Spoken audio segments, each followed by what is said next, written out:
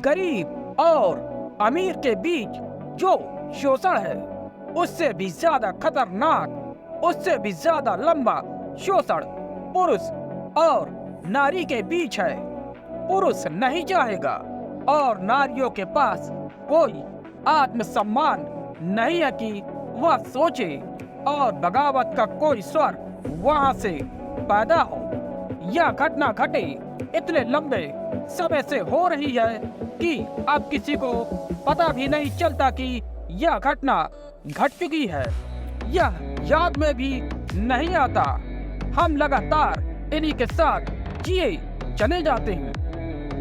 जैसे हजारों सालों तक शूद्रों को समझा दिया गया था कि तुम शूद्र हो, तो इससे वह भूल भी गए कि वह इंसान भी है। वैसी ही स्थिति महिलाओं के साथ हो गई है। वह सिर्फ छाया है पुरुषों की।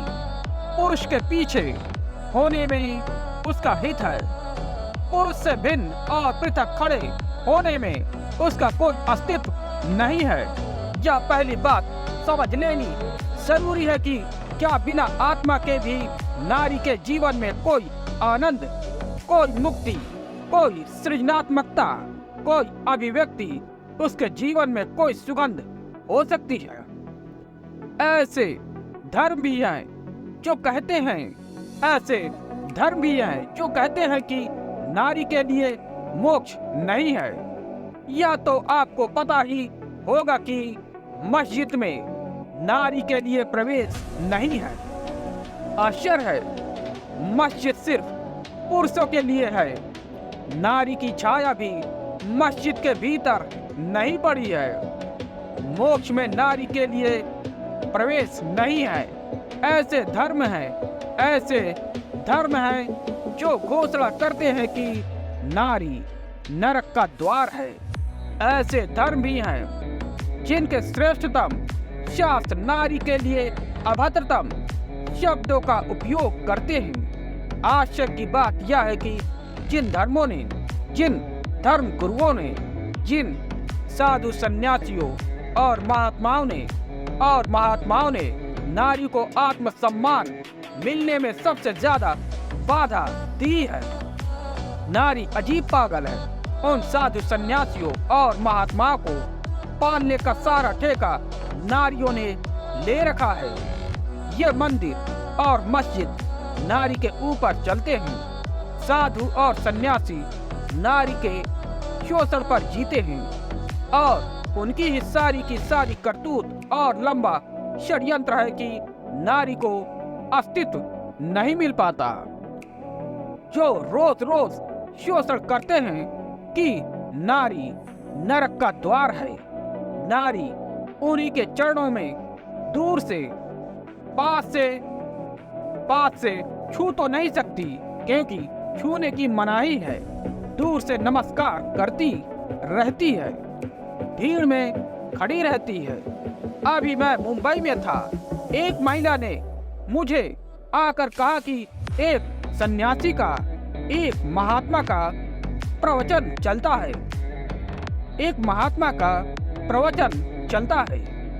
हजारों लोग सुनने इकट्ठे होते हैं, लेकिन कोई नारी उनका पैर नहीं छू सकती।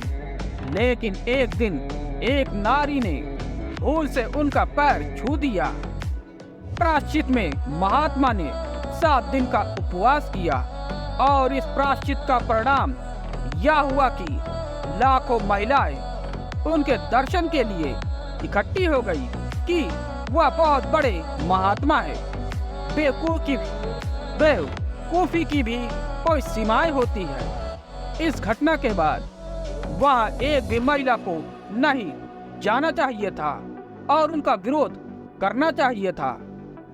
लेकिन आश्चर्य की बात यह हुई कि योगी से महिलाएं बड़ी प्रसन्न हुई कि वह बड़ा पवित्र आदमी है।